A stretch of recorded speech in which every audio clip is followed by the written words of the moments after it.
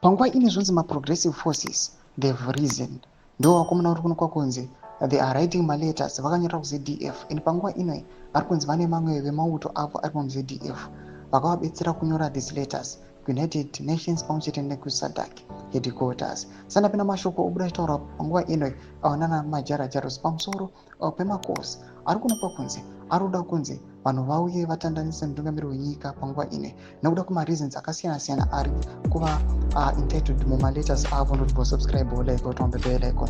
Tipinda pahindo yemajarajaros anoposta aiwa picha ramuri kuona iro onramira achiti the recommendation to write to SADC and United Nations representative in Botswana came from militant men within the ZDF. They say it is a formality while they finalize their mission to resolve the Zimbabwe question once and for all. They call themselves the Progressive Force PF. Domashko arikuda nyoko panguva ino aiwana majarajaros vachitaura mashoko achiti these progressive forces they want to solve the Zimbabwean question once and for all. I mean, we would not know is it going to be successful. Panguva ino yatikura nemakosi ekuti mutungamiri wenyika aresign they intensify.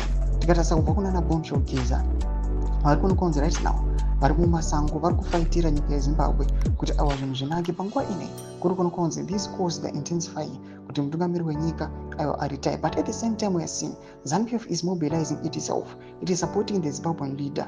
Mukaona vanhu vakaita sana TSHABANGU vanozikanwa kuti these are imposters, they are trying by their all effort yavanokwanisa kuti vakwanise kuya vachiindosa pamwe chete kuamenda constitution kuti mutungamiri wenyika aramba aripo until 2030. Kapena comment section medu mudzimafungiro enyu kuti kudii pamusoro pechitiko ichi.